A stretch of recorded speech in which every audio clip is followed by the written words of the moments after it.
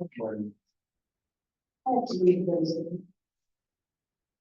For home reasons, my mom will be the one. But I never watched.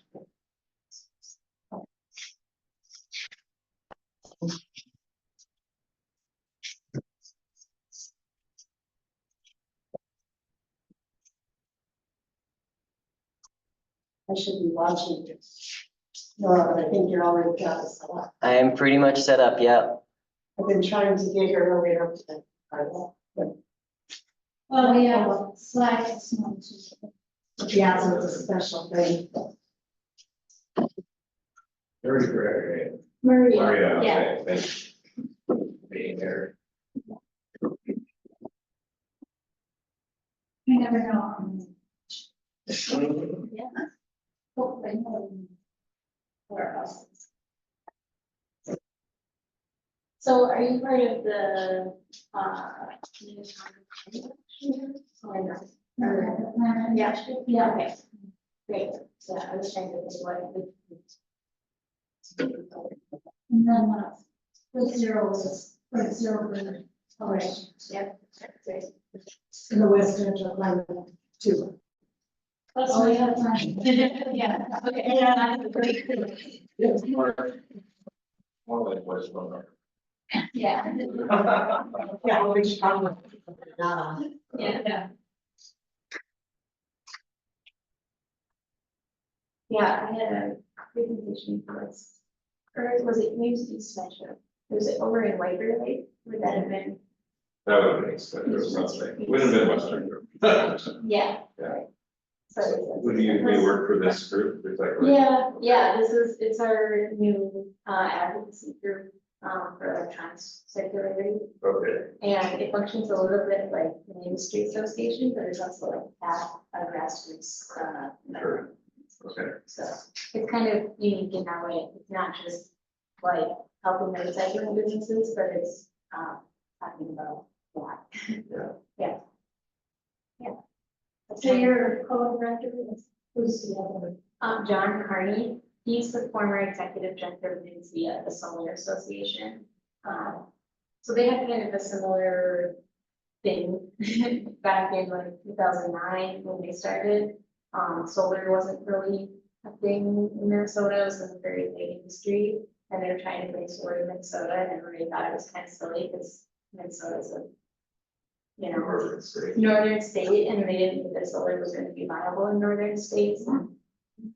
But they started the association, and in 2013, they passed a big piece of legislation to help boost solar, and now it's like a, almost like a $2 billion industry in Minnesota, so I think so, somewhere around, yeah.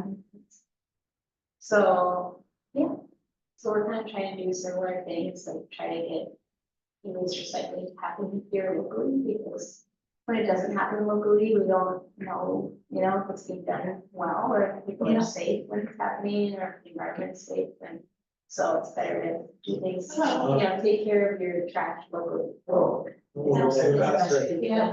Yeah, so. Very good, Nick. Where's the crowd? I don't know. You're the crowd, I know. Good morning. My daughter is in the transition program. Last Professional chance. kids. No, No, we're good. where is? There's nobody in the party. I do. It's a nice day. I'm in Minnesota. That sometimes means people come to church, and it sometimes means people don't come to church. Well, yeah, Mother's Day. That, I suppose, yeah. I'm married and my wife's a pastor, so Mother's Day is never, Yeah. well, we do something after, but Yeah. not on the morning. I hope everybody's out in their buildings with their moms. Yeah, I hope that. My daughter's in a transition program for kids. She's graduated, but she's still in special education. One of her work experiences is taking apart hard drives, Oh, yeah, so she all right. takes the circuit board I'm tired. Is that it? John is very sick and he's got pneumonia. So I'm going to- Or you My might head is need kind to check them? Yeah. My head is down there. She's- She sleeps away. She enjoyed being one of the more technically proficient. He's got people, so she medication has in that Smaller. hospital. She tells me after. How are you? 2 buckets a day. Yeah. Yeah. Well, let's see. if I we bet pick that up so in the is doctor's she doing that office. right now, or is it that But was? he's got some infections. He hasn't totally been clear. I mean, I need to go. and say, okay, now what's wrong with you? We live in St. Paul. Yeah, what's your power, that's where he's. You're doing good, Yeah, very nice. yeah, we've been for 4 years. Yeah, it's in it's a great place. Do you know how? We get to it on the. We used to work on the warehouse and there and then go back home. Yeah, you're like, come on, that's good. Their teacher.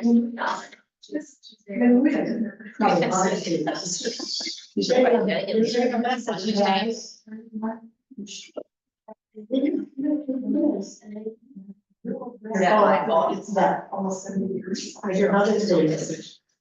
Missed it.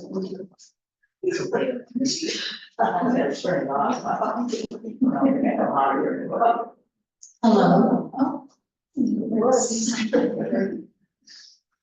All right. First things first. Yeah. Right. I think we'll start, and sometimes people wander in. So, good morning, everybody. Good morning. I want to introduce Maria Jensen. She's co-director of Recycling Electronics for Climate Action. She started her career in environment, health and safety in the e-waste recycling industry. After graduating with a master's in global health with research related to mercury contamination from electronic waste. Now she does advocacy work around e-waste management. And she's going to share information about the 100% recycling of electronic waste and other things about waste. Thank you, Maria.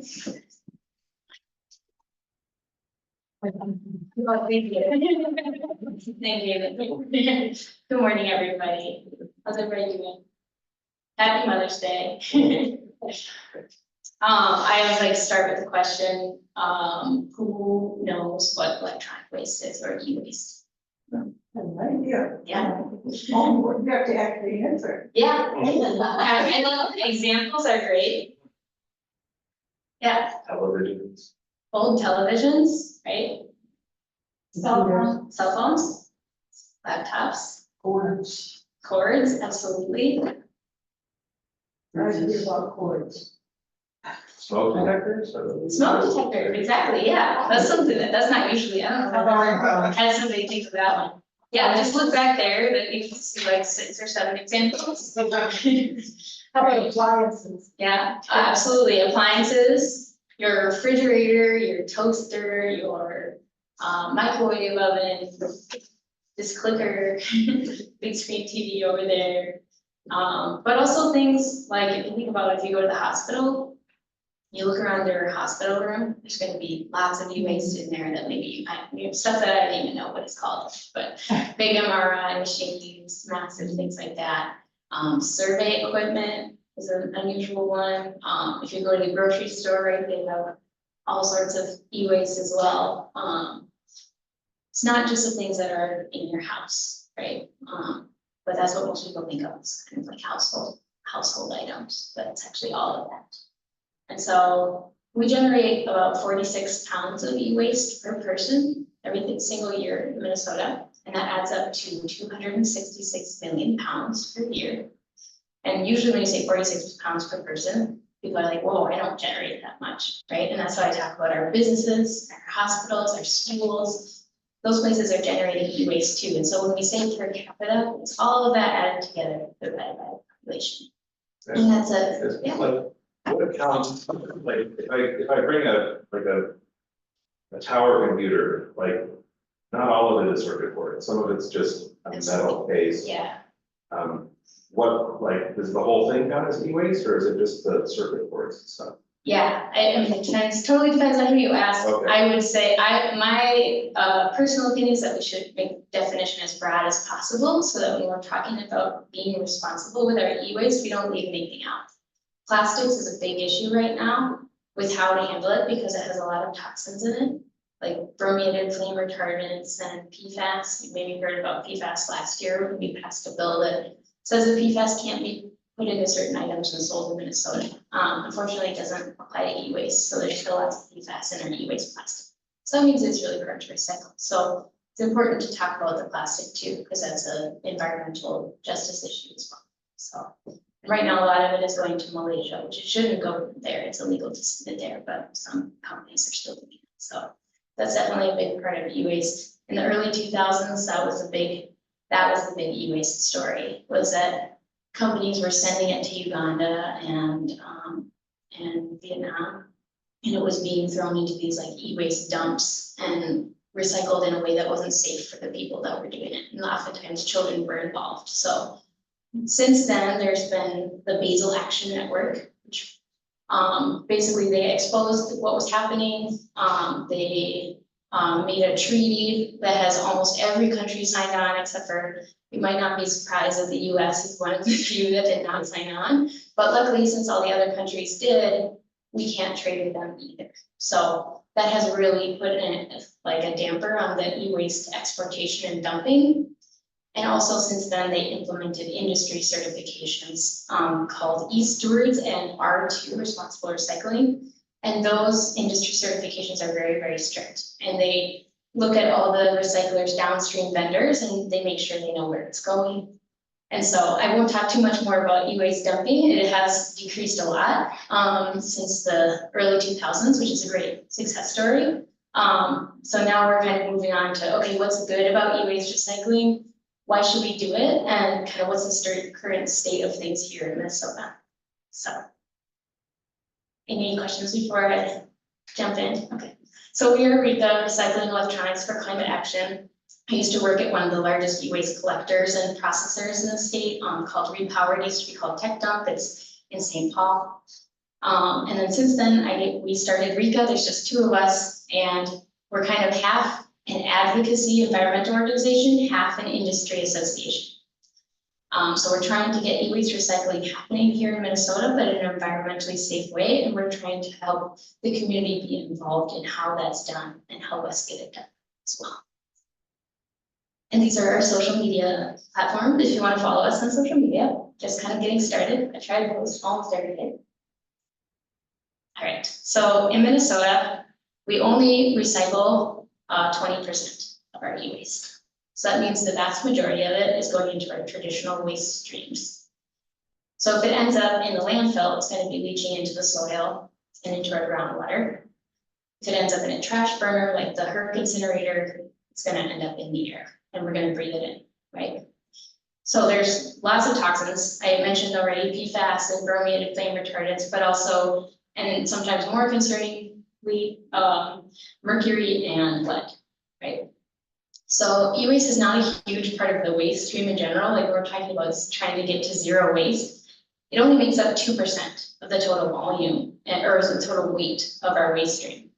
But it does represent 70% of the heavy metal contamination in our waste. So especially when you're talking about environmental justice and the fact that our waste is generally co-located with poorer populations and people that don't have mobility and are already burdened by a lot of other sources of pollution.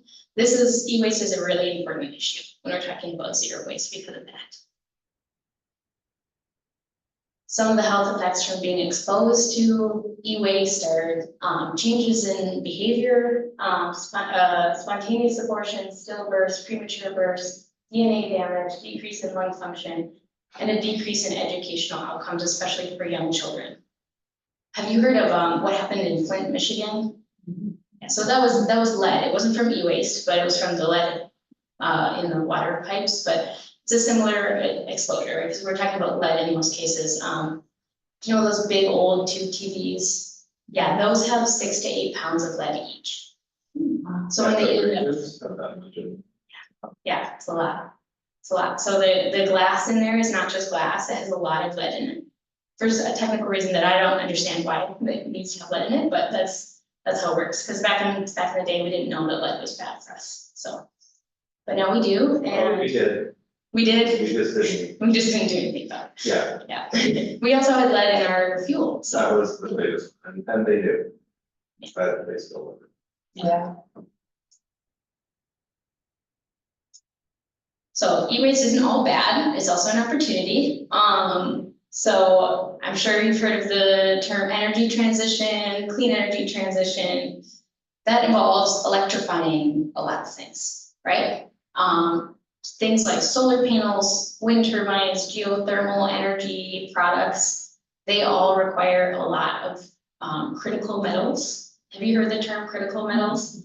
Yeah, technically critical, sometimes I use it a little loosely. It's a specific list of metals. But we're also talking about, precious metals and just all sorts of metals. So when I say critical metals, I mean the metals that we need for the energy transition. Things like cobalt and lithium and copper. Actually, I'm not sure if copper is technically a critical metal, but you need a lot of it. For example, in an EV car, you need about 128 pounds on average of copper to make an EV car. And solar panels have a lot of silver in them. All these things need a lot of metals. And where are we going to get them?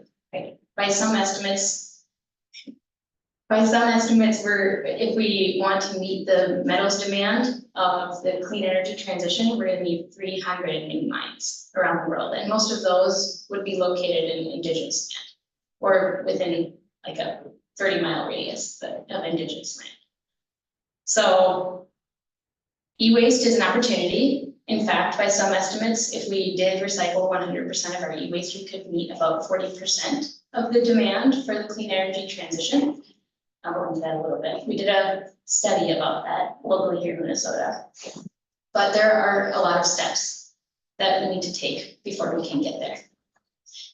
One huge one, of course, and most important always, is reducing our consumption, right? Not buying things we don't need. Not buying new things if our old thing isn't really broken yet. If we can fix it, fix it. And just reducing in general. And also the way that we design things is really important. So if something is designed to break or designed not to last very long, it's called design obsolescence, or planned obsolescence is what they call it. It means that they make the device and they knew it wouldn't last very long because they want you to buy it, right? So that's a huge problem. So absolutely sturdy designs, repairable designs, also recyclable designs, which is similar but a different issue. For example, iPhones have batteries that are glued inside of them. That makes it very hard to recycle because you have to take the battery out, and I'll show you a video about why you have to take the battery out before you can recycle it. That's another issue. Highlighted is 100% collection, and that's just because that's what we're working on here in Minnesota, because that's something that you can do on the state level pretty easily. And it's really a low-hanging fruit because every year we're throwing away 80% of our e-waste. And so the sooner we can stop doing that, the better, because getting it out of the landfill and mining it from there is going to be a lot harder and a lot more expensive. It's better if we can collect it and get it to the right place first. So that's why that's highlighted, is that's what we're working on right now. So that's our 24%. Since I made this slide about 2 years ago, it's actually gone down to about 19%. We don't have the best data, but I generalized that we're collecting about 20% of those 266 million pounds. So back to what happens when we don't dispose of them properly, if we don't collect this material for recycling. So I talked about lithium-ion batteries, right, in the Apple phones. But if you, for example, throw your electronics in the recycling bin, it might end up at a transfer station. And that's what happened here. So in Blaine, Minnesota in 2019, a lithium-ion battery ended up at their transfer station, which happens every day. But in this case, it started a fire and burned down the $20 million facility. So not recycling our e-waste properly also costs us a lot of money. Not only is it an environmental justice issue, not only are we throwing away critical metals that we need for the energy transition, but we're also wasting a lot of money because this happens all the time. One of our recycling trucks in St. Paul out there. Yeah. Right, yeah, A couple weeks ago. I think they were able to put it out very quickly, but it's really dangerous, right? Because you have your big truck. yeah, that's they full of have, fuel. well, they emptied the whole truck out in the street so that it wouldn't burn, but. Yeah. It was, It's a super dangerous situation for the workers, especially, yeah. This is a truck that started on fire. This is Coochin County bought this truck a week before it started on fire. So then, they have to use tax dollars to either repair it or buy a new one.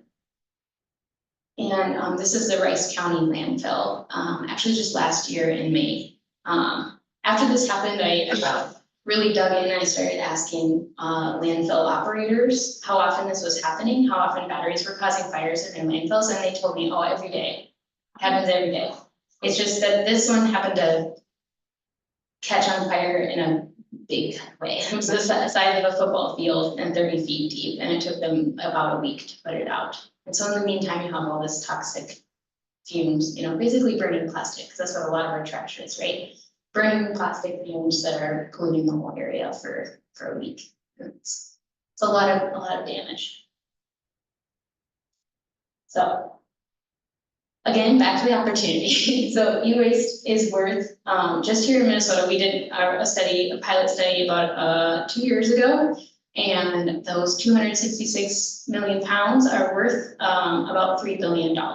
And how we calculated that was basically, okay, what metals are in our e-waste and all the different, we divided it up into like 20 different categories and got the averages of how much gold, per percentage of or how much percentage of the weight the items are of different metals. And then we figured out, okay, it's worth about $3 billion. But first, but we're not collecting it all, right? We're throwing it away. So, and I want to show you kind of how that works, right? So how do you get the metals out? How do you recycle them? Figure out how to press play. No. here's, let me see if I can. Okay. And I think maybe I'll want to do this. I want to skip to halfway through the video.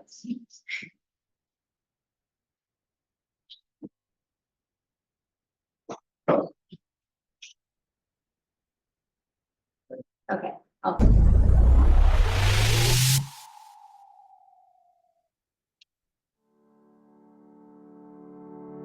a laptop discarded at the end of its service life. Our role begins with collection. We help to coordinate packing and shipping of the items that will be coming to us in the most efficient way possible to help reduce our carbon footprint. Once the equipment makes it through our doors, it's tagged and inventoried into our system.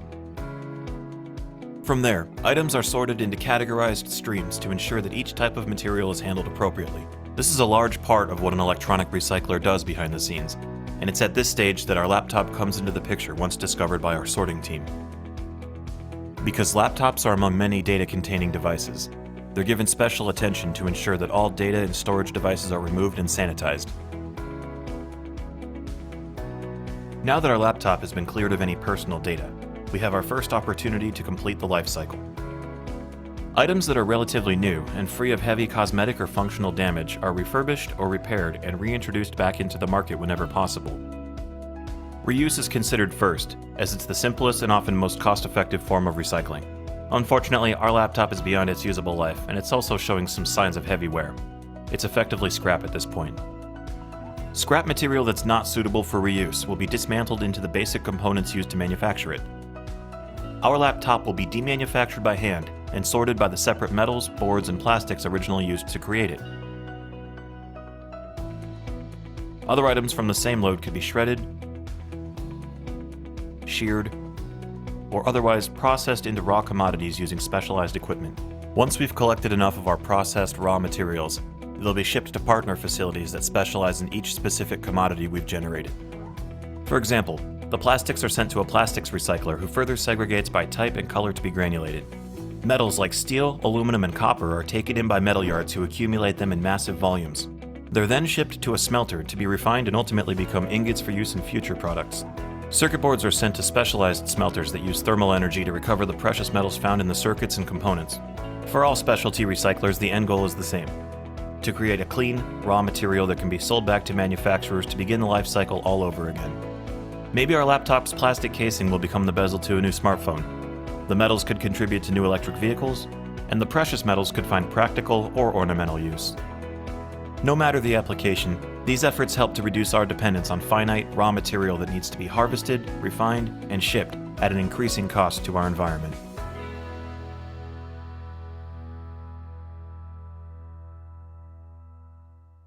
It's a nice picture of like how it works.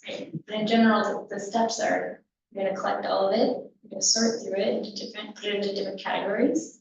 That material is gonna get shredded up in a huge machine that's like the size bigger than this room. And then you're gonna extract the metals. And so there's multiple ways to do that. They showed using thermal energy, which is the main way that we do it now, but there are some companies in California and New Zealand that are doing it without burning the material, which is better for the environment and more efficient. And basically what they do is they like grind it up really small and like pan for gold, and they get their plastics separated from the circuit boards, they get their non-ferrous metals and then their precious metals separately. So they're able to do it without burning. So hopefully that is the future, but we need to make investments to make that happen. So it's part of what we do, is try to encourage that. So, oh yeah, and that's what else about there. So, but primarily we are working on this collection issue. The fact that we're throwing away most of our e-waste is kind of the first step, because if we can collect all of it, then it makes making these investments into the industry to do it in the most environmentally safe and efficient way locally here in Minnesota makes that a lot more feasible. If we have a more concentrated, more volume, right, for them to process. So we have the 100% collection bill, and it didn't pass this year, but we had a great start. This was the first year that we introduced it. And basically we were missing one vote in the Senate. And we think we know what we need to do in order to work with the retailers that did not like the bill very much and convinced one senator to vote against it. And so I think we're ready for next year. And it's going to be a producer responsibility model, much like the packaging bill that maybe some of you are familiar with.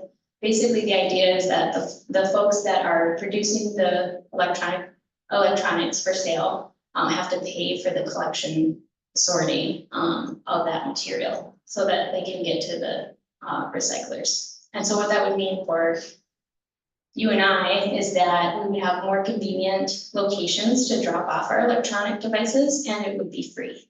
And so that's the ultimate goal, because in most places, I don't know if you've tried to, have you tried to recycle? Yeah, so how did it go? $20 for. $20 to recycle a laptop? Yeah, that's a lot, and laptop is considered high-grade material, so if it was something like a microwave or a printer, it probably would have been even more expensive. Or a TV like that, those tend to be really expensive too, the big flat screen TVs, because they have mercury in them, so they have to be handled in a really special way to keep people safe, so. Yeah. I've been a pastor at a church, and people would just leave their TVs in the lawn. So the church then would pay, one year we spent, I think, $400 or so.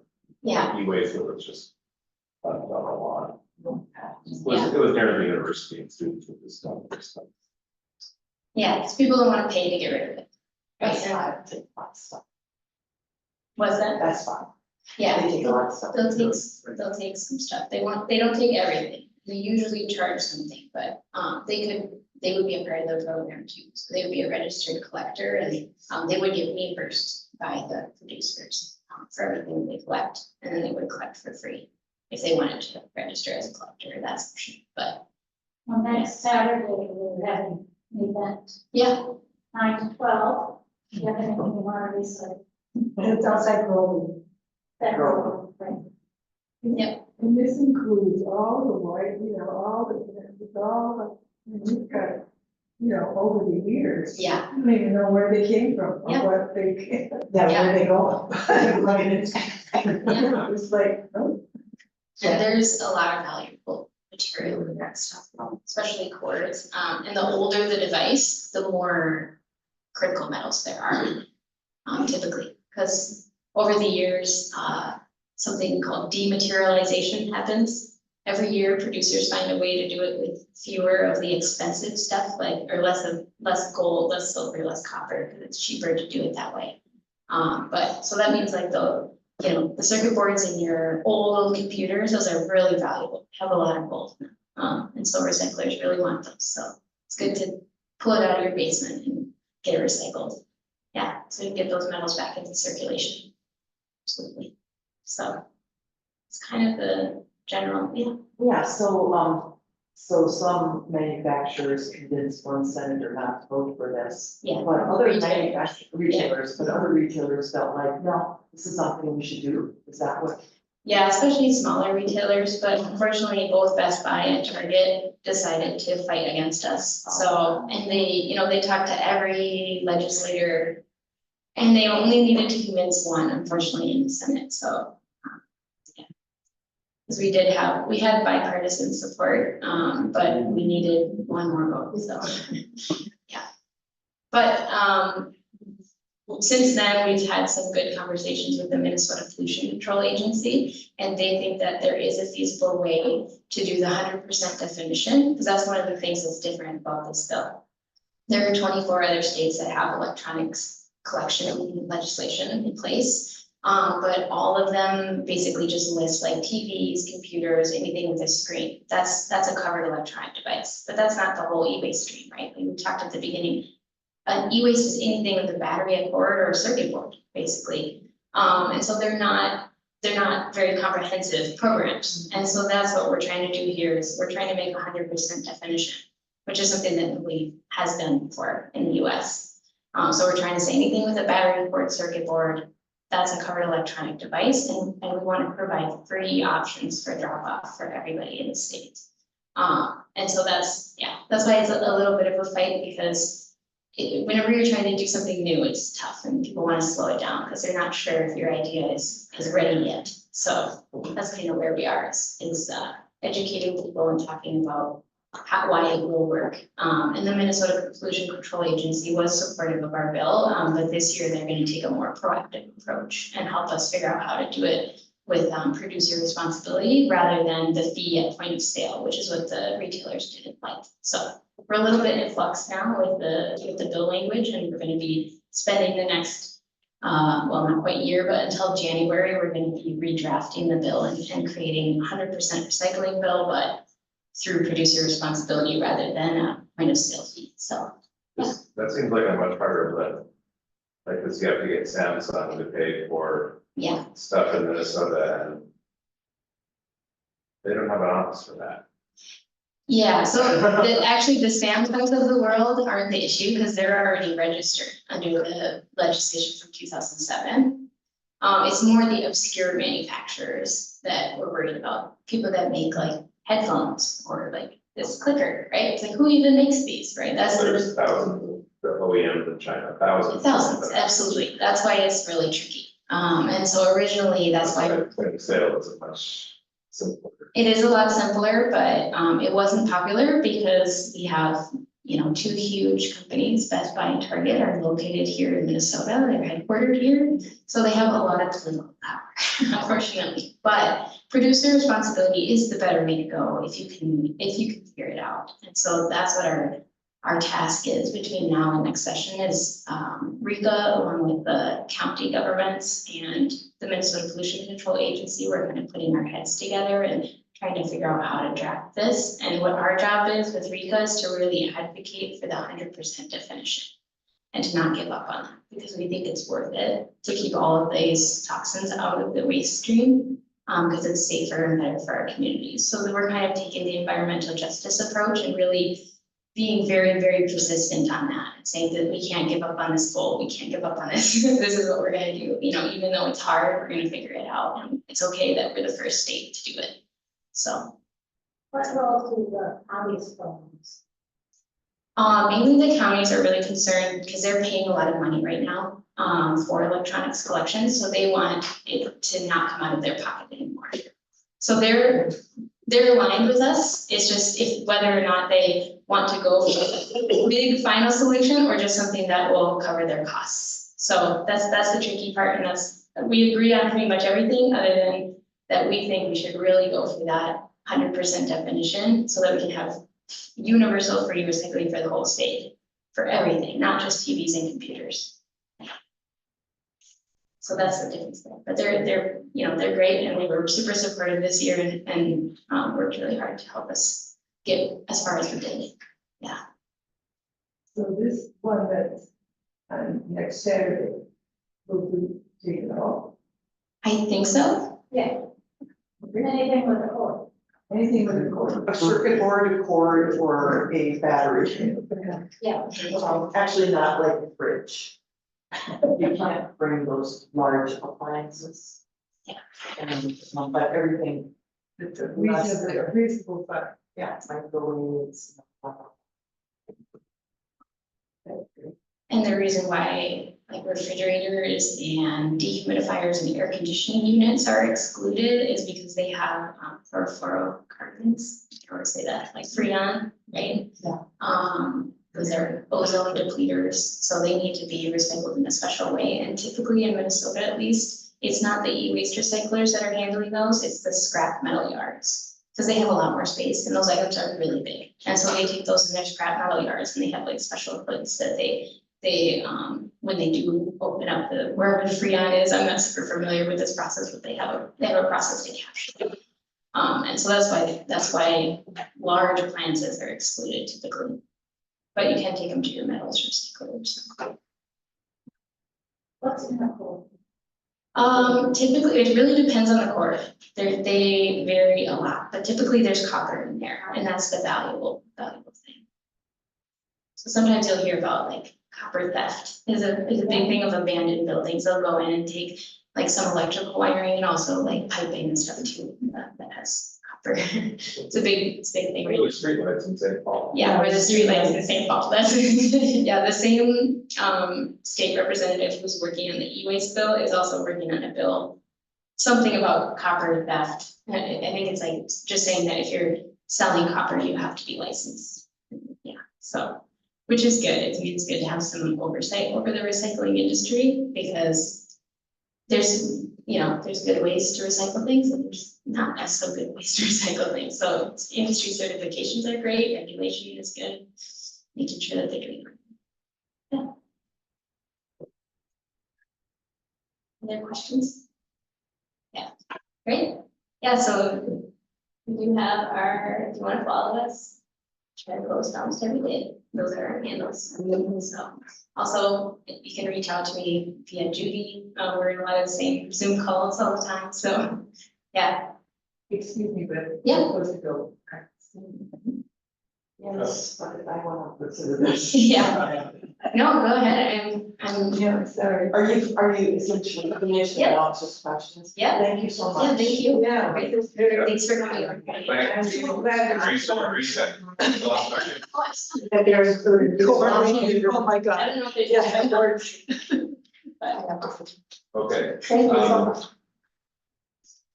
I saw like, you know, how they harvest this stuff. I mean, part of the issue is these are all like laminated manufactured products, right?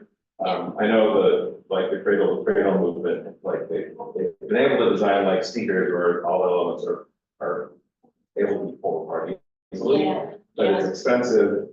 I mean, so basically there's all these negative externalities, right. that are based in just our manufacturing processes. And trying to get the producers to pay for them, which means that we'll pay for them, right, because we're buying this stuff.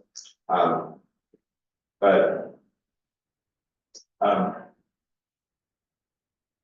is there a movement to make that, make the recyclability better and more efficient and Yeah. more possible? Absolutely. Unfortunately, it's not as of right now, the movement is not as comprehensive as I would like it to be. And we're only a 2-people team, but Well, we do have a bill also for specifically for a specific device, which are the disposable vapes. Have you seen those? So they. I guess I've seen them. Yeah, so they're an example of like really poorly designed device. Because they have a rechargeable lithium ion battery that has cobalt and lithium in it. Those are really, really valuable metals, and they have a lot of like human rights violations, like associated with them, you've heard about the mining in the DRC and everything, so what they do is they take these batteries and they put them in these vapes, and then they completely enclose them, and a lot of them, like you see the ones that say aluminum on them, typically those don't even have a charging point. And so you use that rechargeable battery one time and then you throw it away. And they Really? can be recycled because they're embedded in the device, and they're also embedded with nicotine, and so that's hazardous waste. And so actually recyclers can't even take them if they wanted to, so we do. That's legal to manufacture. Technically, it's not legal for the sale in Minnesota for two reasons. One, because it hasn't been FDA approved, and But it's still legal. yeah, because the federal government would have to enforce the cease of sales. Unfortunately, our AG's office can't do anything about it because it's not a Minnesota law. And the other law, which was something we're gonna be working on too, is that technically since the 90s, we've had a bill that says you can't embed batteries in devices. And so we're gonna hopefully work with the AG's office to enforce that, but that would have a lot of implications. So I think it's gonna be tough because there's so many devices now. If you think of like AirPods or basically any device that has a rechargeable battery, nowadays, most of them are embedded. But it's So- already the law, it just hasn't been enforced. Just hasn't been enforced since the 90s, yeah. So they had some foresight there. It was like in 1992, I think, they passed that law. That was pretty progressive, but they never enforced it, so. But that's a big deal. Enforce. Basically, they would say that, they would make a cease sales list of all the products that have embedded batteries. And It if should we, be, thousands and thousands of devices, and so if you find a company that's selling those devices, they get a warning or whatever it is that it says in the law is the penalty for that. And the fees are usually pretty typical for retailers, so. I saw that there's $3 billion in for the sort of recoverable metals. What's the cost for, like, we talked about the sort of, this is the value. Yeah, How does the cost of recovering them work? yeah, so we don't have that calculated just because we technically, so I have this a little bit. I think I have here, I have one more detail, but one of the issues is like our technology, right? We need investments in technology in order to do it efficiently, because the main thing is we can extract, well, the recyclers that I know tell me that we can extract all the metals at this point, but it's not economically feasible. So we need investment in technology to make it economically feasible, find a way to do it more efficiently. And we're investing lots of money in mining currently, and we have been for a long time, and our investments in mining versus recycling have a difference of orders, right? So that's all we're saying is that, you know, we should invest more comparably to recycling, so that when we do mine these metals, they can stay in circulation, so. I mean, well, the negative externalities of mining are enormous. Right, I mean, if this bill passes where producers have to pay the cost of recycling without recover, would that change the economic? it would change, it would mean that more items are getting recycled with the current technology, but it would also be a huge investment into those businesses. So like, for example, we have a big recycler in St. Cloud. One of the largest e-waste recycler that we have in the state. And if this bill passes, they want to buy a machine to process solar panels and buy a special machine to process batteries. So it's like an investment, but I think, you know, the bills like the IRA had some things in it saying like basically giving prizes out to people who like it, like show a technological advance, like, oh, if you're able to like extract rhodium, for example, which isn't typically extracted. If you can find a way to do that in an economically feasible way, then you get $1 million. Things like that. Those are really good The incentives. economic feasibility, though, if the producers are required to pay for it, economic feasibility is It a matter helps. of who determines what's that, like, if we say you need to pay to recycle this, that makes it economically feasible. Yeah, for the collection, it solves the collection issue for sure, and it helps with the rest of it, but that's mostly, because right now, the reason why only 20% is being collected is because it's not economically feasible to collect the rest. So that's why we are changing by doing the 100% collection bill, we're changing the economics of collection, but there's still the technology afterwards that needs more investment. There's also the ease of collection. Yeah, Like, I think a lot of stuff goes into the waste, like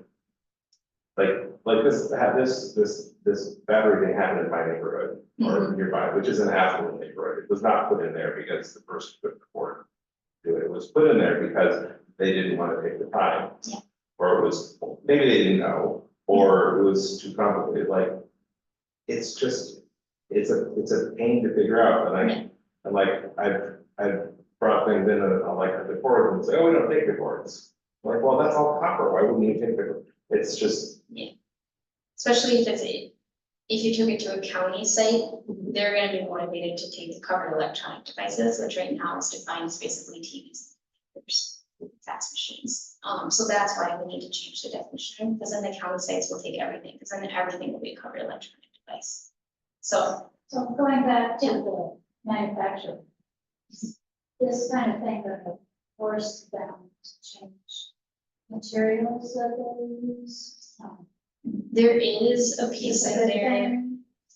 There is a piece in there in the collection bill, that like kind of ranks different, it's called EPEAT. It's like a model for sustainable design, but it's only gonna be for certain items. It's not the whole e-waste stream because we don't have those scoring systems for everything, but for what we have it for, it is in the bill. So what that means is if they score really high in their sustainable design, they pay less. So it's an incentive. So we haven't seen a great success, unfortunately, in that across the US, but it is included in the bill, but it's not expected to make huge changes on that. I mean, the main thing that's gonna happen is people will have free and convenient collection. Is the main issue, yeah. Yeah, so there's still all these other things to worry about, to make the electronic devices actually circular. Yeah. But we'd have like air quality improvement grants and stuff for registered recyclers in Minnesota. Cause some of them need they have the shredding machines, but they need the containment room around it, which technically they don't, it's by law, they don't need it, but would improve. If they're gonna shred 4 times as much material, they're gonna have 4 times as much air particles in their warehouse. And so that's why we included that, so that all of our recyclers can have those containment rooms around their machines to keep their workers safe. So stuff like that is really important too. There's so many different things that need improvement, but it's all just a matter of investment and deciding that this is what we do. So at my house, how would this bill affect that? Would it be curbside or take it somewhere or? It could be curbside. So I had it's not mandated that they have to go pick it up at people's houses for free, but some recyclers, for example, the Minnesota or Electronics Recyclers of Minnesota, the company that you're using next week, they said that they would like to do curbside pickup if the bill passes, because it's a 90 cents per pound incentive, and they said that would be enough for them to do curbside pickup. There's other companies like Gridwell that probably services St. Paul area, maybe here too. And they could be a registered collector. And so that just means their economics work a little better too, because they're getting paid by the producer. And so maybe they can decrease their rates or they can expand to other neighborhoods. and people pay that very well, Yeah, they do. so it's Yeah, I'm trying to get it here. But Yeah. it's not a thing that you know, churches. Oh, yeah. well, businesses are, that's one of the difficulties is businesses are a different category. Yeah. And what I've always, churches don't have that much. And so what I've always done is I've taken church computers and stuff Well, personally yeah. to, Yeah. technically I'm not supposed to do that.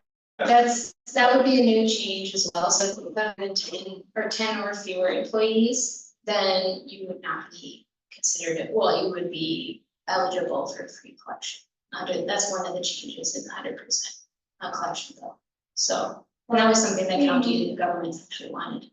Gridwell is actually set up at Unitarian Church in Tonka, and so parishioners bring them stuff, Oh, okay. so they can collect a lot.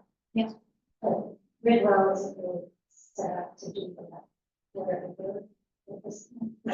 Yeah. But they would benefit from this as well. Yeah. So maybe they would be able to expand. It's like an incentive. It doesn't really tell the collectors they have to, well, it does say if you're gonna be registered to get the incentive, then you have to collect at least these items, and everything that you collect, you have to collect for free. Unless you're providing an additional service like data sanitization, or if you're going to the person's house, that's different. But at your site, you have to collect for free, they will bring it to you. So, Yeah, if you're doing curbside with computer, how do you protect? yeah, that's, That would be an issue. yeah, you would have to make sure you sanitize it yourself. Yeah, That's things one like, of the issues. like for my daughter works, what's it called? Repowered, yeah. She works on, they take the hard drives out, that, where the data is, and, but whoever you recycle with, you're gonna have to trust that that they say they're gonna do it, they're gonna do it, unless you're gonna drill the hard drive yourself. I mean, that's the other option, you can take the circuit board off your hard drive, and if it's well, it works with any hard drive, but drill holes in it, that's really, that's how you can do it, but Oh, if you're worried about it, you're or. right. Yeah, you write yourself, you can, if there are two kinds of, like, there are hard drives now that spin, right, and then there are also solid state ones, I don't know so much about solid state. You have to destroy it within, in 1/4 of an inch chunks. Yeah, they have to be shredded. Yeah, it had to be shredded Like- technically, but if you stabbed a hole in it, that would also do it, the trick, but for the environment, it's better if you don't do that, because they can be wiped and reused, and reuse is better than recycling, because it's just more environmentally friendly. So if you can find a collector, typically the county sites are good at the data sanitization, but also if you can find a collector that's made certified in AID, or R2 is another one, and Stewards. So if they have one of those certifications, it means that the data can't leave their site. So they have to, usually what they do is they like do like a 5 pass with zeros, and so then everything's just zeros and there's no more data. You can do that in your own system before you say, you can You wipe can. zero, if it's still working, Yeah, you can do like a factory reset, and then they will still wipe it. and it'll overwrite the hard drive, with the, like, budget height. Yeah, but it's good to pay attention to that, make sure you're giving it to somebody who is doing the right thing, yeah. Great, yeah, thank you. Do you have church service after this, or? Yeah, 10:30. Great, yeah, you're welcome to stay. I'll probably go back and not my mother-in-law, but my partner's mom is at our place, so I'll spend Father's Day with her, so. Thank you very much for your time.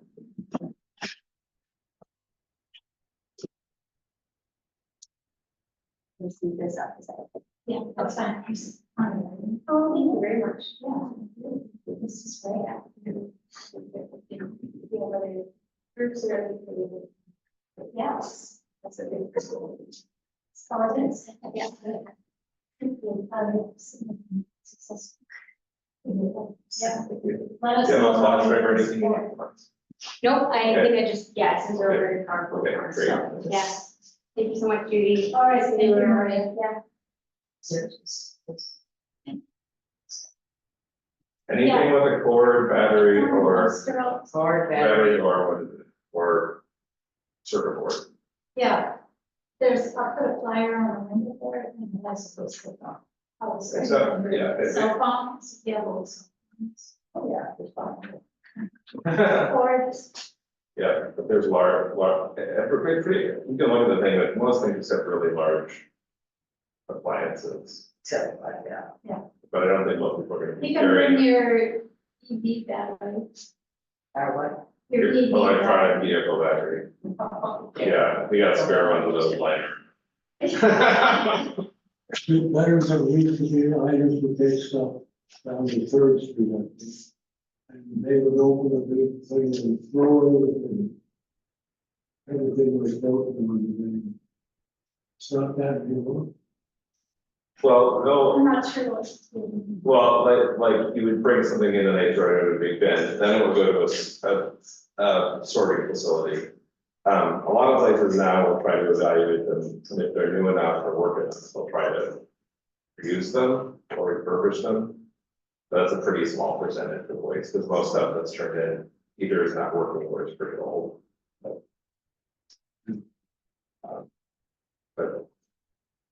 But yeah, but mostly they'll probably bring a container or a big dumpster and they'll load it carefully, but that'll have to go to a sorting facility, right?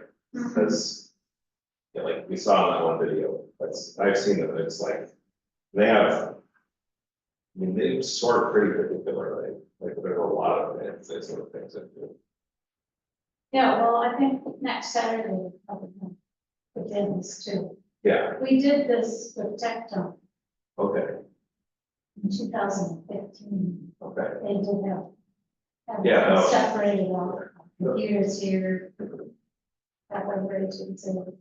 But then after they get to the other, when they disassemble, they sort of further. Yeah, I like my electronic stuff. Pretty old. Yeah, yeah, it's sort of like, what do you do with this stuff? You know, you stick it in your closet. well, yeah, my father's has been in IT, so last year we recycled 12 servers and computers that had just been sitting in the basement. You know, so. But I was very glad to just have them out. You Yeah. know, as an issue as getting them recycled, it's like. Maybe more room for other toys. Yeah.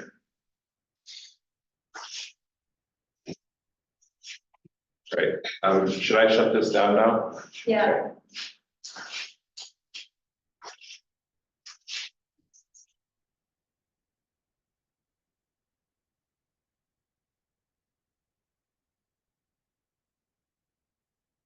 Well, it's disappointing so few people come to this. Yeah.